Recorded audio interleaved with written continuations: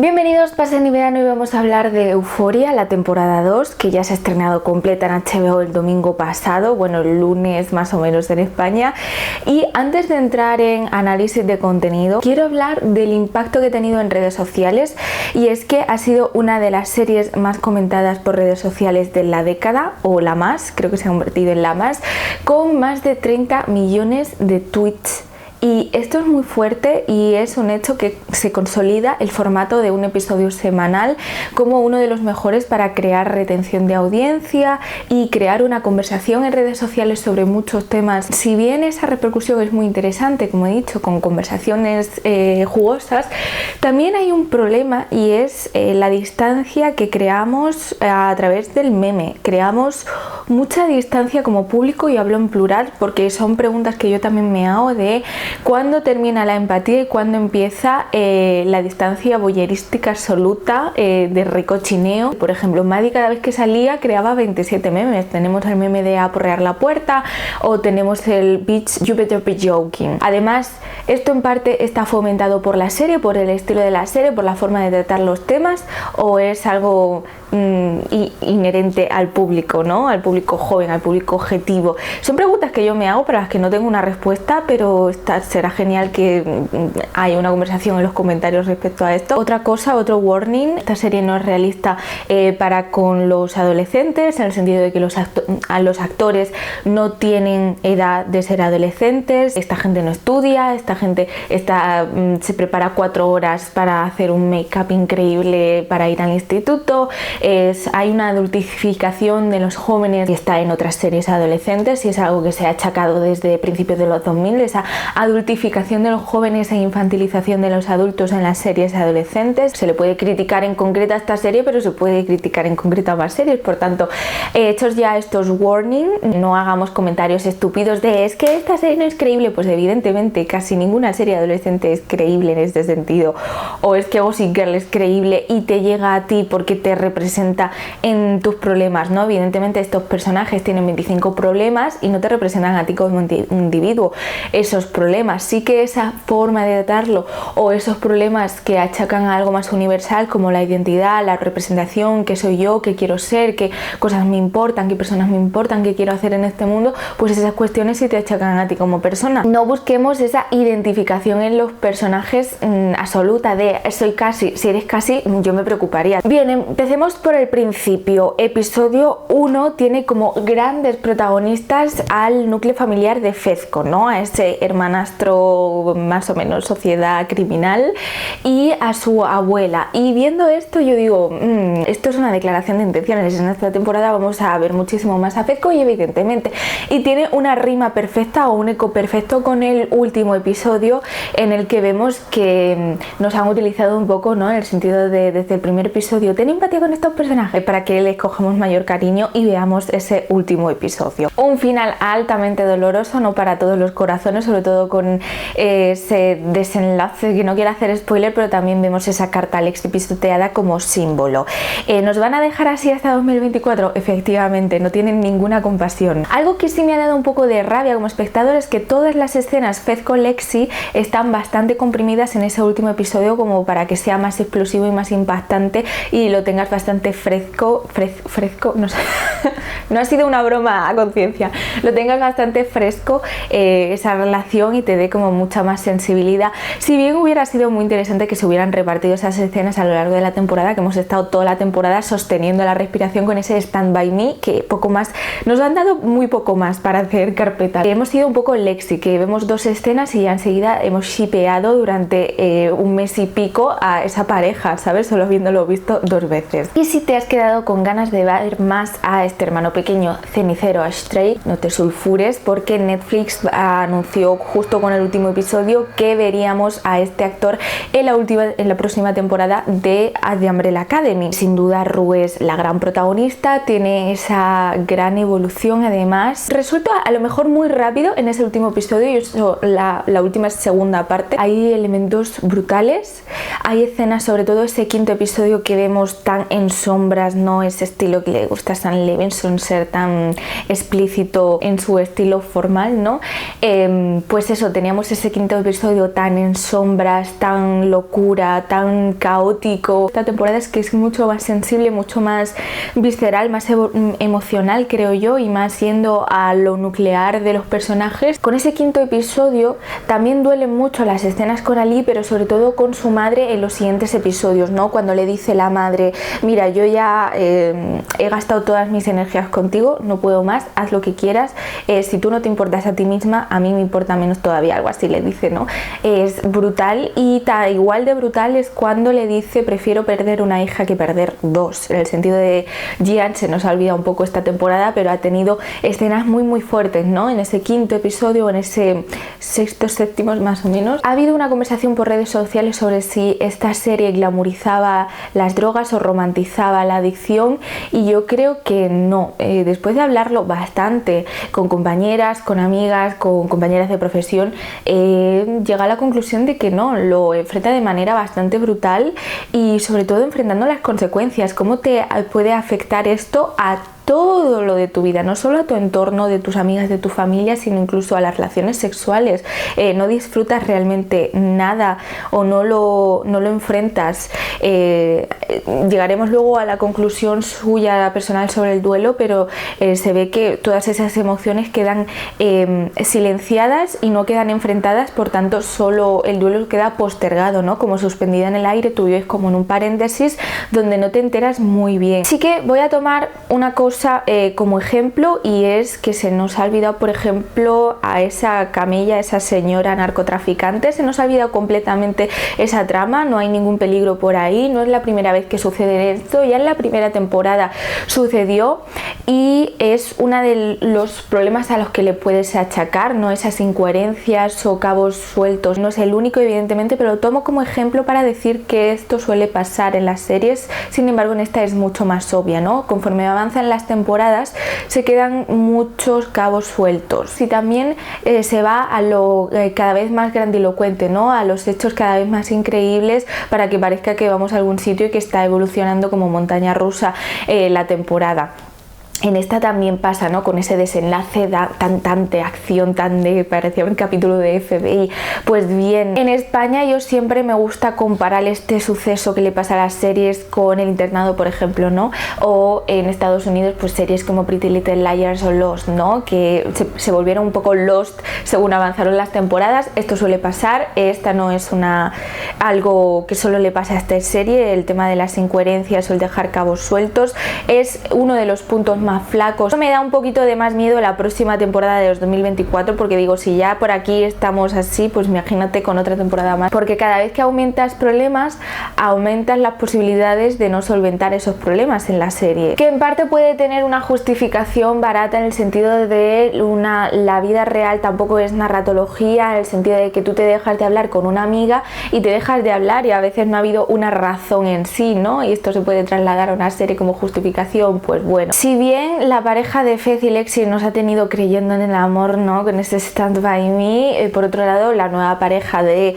Cassie y Nate nos ha tenido en una montaña rusa absoluta, quizá demasiado en el sentido de que muchas escenas sobre ello volviendo a lo mismo. ¿Se os ha hecho pesado a vosotras? Pregunto. Ha sido interesante de ver, sobre todo cómo de justificado está esa glamorización o romantización de las relaciones un poco dependientes, y en parte también está simplificada en el sentido de ella busca el amor y él está hecho un desastre y ha tenido un mal padre, y por eso se justifica. A lo mejor de manera simple es así, y no ha sido muy explorativo en ese sentido. Él intenta como controlarlo todo en el sentido Virgo de represión total de las emociones y de las posibles sexualidades, como nos han dejado ver en ese último episodio, y eso se extrapola afuera en el sentido de querer controlarla a ella, y ella también entender muy bien psicológicamente lo que él necesita y decir, puedes usarme como tú quieras, como una muñeca, vísteme como quieras, haz lo que quieras conmigo. Me gusta pensar que la clave está sobre todo en el último o penúltimo episodio, cuando él la viste con lacitos y colores muy brillantes y pasteles y bonitos y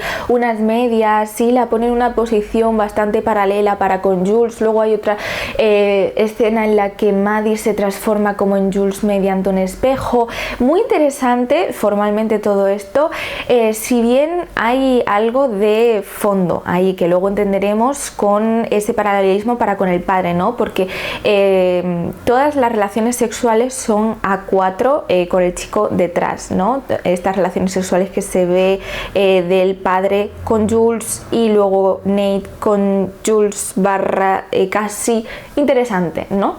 Esta dominación y pornificación también. Si bien esta glamorización de lo tóxico puedo entender que es una justificación en base al plano subjetivo de Cassie porque es la que mira, pero hay que entender que también la que narra es Rue, por tanto Rue está viendo eso mediante la fantasía idealizada de Cassie, que a veces se rompe cuando por ejemplo discuten en la casa de Nate, puedo entenderlo, pero alcanza mayor profundidad o mayor solvencia cuando todo esto se acompaña de la reacción de Maddie, de estoy enfurecida pero no solo con Cassie, aunque finalmente se ve que eso lo zurra Cassie en ese último episodio que es tan divertido, Creo que esta temporada ha sido muy beneficiosa para Maddie en el sentido de que se ha fortalecido. Tenemos esa frase tan dolorosa de el tío me las hace pasar putas y ahora está con mi mejor amiga, en plan me duele que se lo haga a otra tía y que esa tía haya sido tan cercana a mí. Esa relación que tiene con la madre a la que le cuida el niño, no la... entiendo que a lo mejor había mayor profundidad en guión y luego no se la han dado o que simplemente la han dejado así esbozado. Me hubiera encantado ver más a esa mujer porque la han dejado como muy misteriosa, pero hay una conversación muy interesante en la que le dice ahora puedes disfrutar de discutir y de estas relaciones súper intensas y dramáticas, pero en 20 años si te siguen gustando estas relaciones tendremos otro tipo de conversación. Creo que se ve bastante reflejada en esta señora y que pueda usarla de guía de alguna manera o que nos la muestren como para esto puede ser Maddie en el futuro, pero también creo que hace un viaje bastante fuerte y bastante considerable de maduración y de el personaje que creíamos cuando nos lo presentaron en la primera temporada que iba a ser muy egoísta y muy vanidosa, finalmente se descubre con una amplia capacidad emocional y sensible y empática y cariñosa. Esas escenas con el niño me encantaron, pero también esa escena que tiene con Lexi. La confianza es una cuestión de creértelo, no por encima de las otras personas, sino para que las otras personas no te consideren una persona vulnerable. La confianza es una cuestión de actitud, que el ancla eres tú misma y tu actitud y no tanto esa relación, ¿no? No busques anclarte con otras personas. Eres más que tu familia o tu novio, ¿no? Tú como ancla sirves. Una de las grandes puntas de lanza de esta serie es la estética, que es un personaje protagonista más. Tenemos ese juego, sobre todo en esta temporada, de luces y sombras con esas oscuridades y sensibilidades y aristas de los personajes, pero también, por ejemplo, planos increíbles como ese de Cassie llorando, ¿no? Que el personaje de Cassie además se sirve a este tipo de escenas con todas esas flores detrás, como la perfección que intenta mantener cuando ella se está sintiendo como una mierda, por poner un ejemplo. Pero también una de las cosas que a mí más me han gustado, y voy ya a mi opinión más personal, son esos dos últimos episodios donde se mezcla la teatralización, la performatividad, la representación de la vida y la vida misma, ¿no? Que no sabes cuál es el límite entre verdad y representación. Es muy interesante como metáfora esto. Y además esa externalización de Rue como espectadora, donde dice gracias a ti, a tu obra, he sido capaz de ver mi proceso y mi persona desde otro lugar. A veces sucede, ¿no? En la vida que otra persona nos da su opinión desde otro sitio y dice, ostras, es que tú lo ves de otra manera, que a lo mejor yo sí lo miro así directamente, se me ha hecho bola, se me ha hecho un mundo y no soy capaz de enfrentarlo por lo inabarcable, pero desde tu mirada sí puedo enfrentarlo de otra manera y mejor.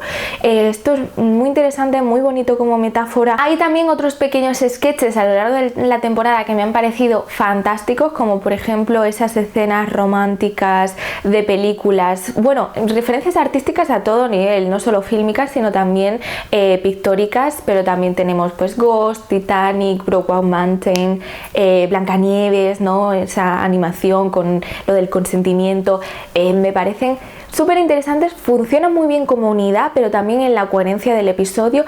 Pero sin embargo la que más destacó, aparte de esa, es la de Kat, ¿no? Ese pequeño sketch de quiérete a ti misma, quiérete, ¿por qué no te quieres? Lo puedo criticar, es la ausencia total de Kat, por ejemplo, está a por uvas en toda la temporada, pero también Jules, por ejemplo, está al servicio de la trama de Ruth, y luego tenemos a Elliot que lo meten bastante y lo configuran bastante, pero Jules sigue como por ahí. Faye, por ejemplo, ejemplo, otro personaje nuevo que a mí me ha gustado. McKay, por ejemplo, ¿te acuerdas de este personaje? Sale el primer episodio y no vuelve a salir, pues tú te acuerdas, pero Sam Levinson no se acuerda. Uno que ha tenido un grandioso papel es Cal Jacobs. Es un personaje difícil de empatizar con él, pero que consiguen hacerlo, creo que es en el 4.º episodio. Le da una justificación primera, ¿no? Un lugar de origen, una génesis, pero también le da un desenlace brutal en ese último episodio, bastante justificado. Es brutal esa escena familiar cuando llega a la casa con toda esa venda en la cabeza, había estado todo el episodio bamboleando por ahí, ¿no? Alcoholizado. Como he dicho, hay un estilo preciosista con todo ese glamour, ese glitter, esas flores, por ejemplo, con Cassie, pero luego hay otro estilo de grabar más sutil que también me gusta, que es, por ejemplo, esta también metáfora en la que están madre e hijos, los 3 familiares arriba de las escaleras y ven a Cal llegar desde abajo, ¿no? Una forma de juzgarlo con esos barrotes además de escalera, bastante obvio, ¿no? Ese juzgar y esa diferencia brutal entre el núcleo de los 3 y luego Cal. Sutil, como digo, pero también efectista, igual de efectista que cuando se pone con purpurina, con cámara lenta y con grandes músicas. Aparte de Rue, como he dicho, que tiene un gran arco, y Zendaya, que lo solventa bastante y lo defiende bastante bien, maravillosos momentos de actuación, sobre todo el episodio 5, el 6, y tiene ese desenlace en el 8. También hay que decir y defender abiertamente a Cassie. Esto rompe una lanza abierta por Cassie, por su proceso, por sus emociones a flor de piel, su manera de intentarlo aunque la cague, ha sufrido bastante, y luego siente que su hermana le ataca, la ridiculiza y dice esa frase de ¿quieres que sea una villana? Pues puedo ser la peor villana que quieras conocer. O cuando le dice a Nate, yo estoy más loca, sentido de ¿quieres que sea la ex loca? Pues también puedo ser ese personaje. Como digo, con muchas aristas, con mucha oscuridad este personaje, muy perdida en ciertos momentos, gran personaje en el sentido de que lo ponen al límite emocional, al filo de la navaja emocional constantemente. Parece que en cualquier momento se va a romper, a llorar o a reír porque está bajo mucho estrés por todos lados. Es muy interesante de ver este tipo de personajes, lucen muy bien en cámara estos personajes. Casi si fuese mi amiga, evidentemente le doy un portazo en las narices, con eso que hemos descubierto que a Sam Levinson le encantan las puertas, pero también es que no tiene que caerme bien Casi. Casi es un personaje completo, con muchos filos dolorosos y sangrantes, y lo abrazo como tal y lo entiendo como tal y lo comprendo como tal y lo valoro como tal, no porque sea buena persona. Me gusta que en esta serie no sean buenas personas, o sea, son, incluso Maddie tiene cosas que dices, tía, ¿qué coño haces? Y eso es lo interesante y lo divertido y lo fenómeno de esta serie. No nos tomemos en serio una serie que evidentemente no se toma en serio a sí misma. Yo lo he disfrutado viéndolo con mi amiga Margarita. Cada semana estábamos pendientes del episodio. Se ha creado todo un fenómeno y nos vemos en 2024 hablando de esta serie. Se me olvidará seguramente.